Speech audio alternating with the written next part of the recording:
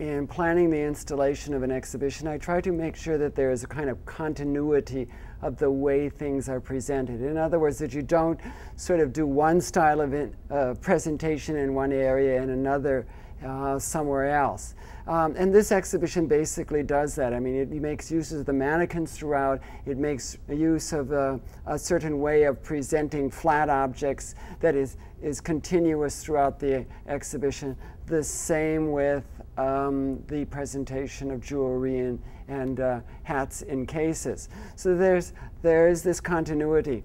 But one of the things I usually try to do is, in the beginning, I usually try to start out with it being a little bit more quiet, not quite as busy. I also try to make it so that there are certain sections of the exhibition where, where there's this more busy interlude, where it's more active, and then it gradually quiets down in another area, so that it's just not all the same visual quality all the way through, so that it's sort of like what I imagine putting a symphony together or some musical production together, where it's not always at the same pitch all the way through, but it varies as you move through the exhibition. And here, as we come to the end of the exhibition, I felt it was very important to actually, and acceptable, to create a slightly more busy environment that would signal to the visitor that it is coming to the end. It is, that in a way it's like all the actors in the production are coming out for the finale. And so there's a lot more mannequins in this area. Partly it was demanded by the nature of the objects.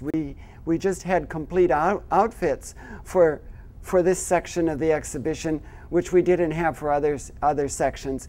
But it seemed appropriate to just kind of have more of them here to kind of, as I said, signal to the visitor that this is the end of the exhibition.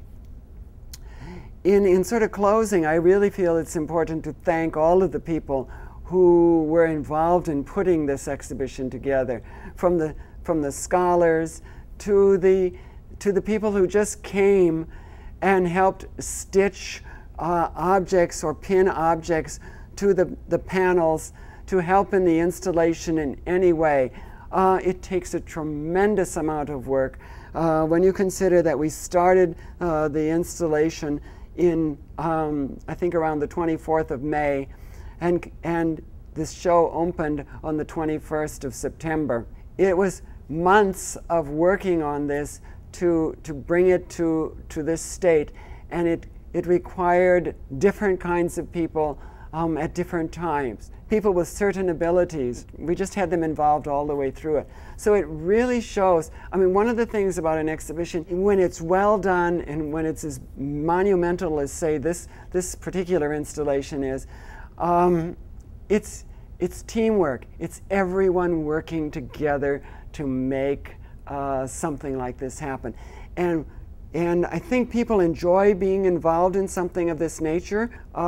They all realized that doing something on a major scale and it rises above every one of us, and it makes it far more exciting. They're excited to be involved in it.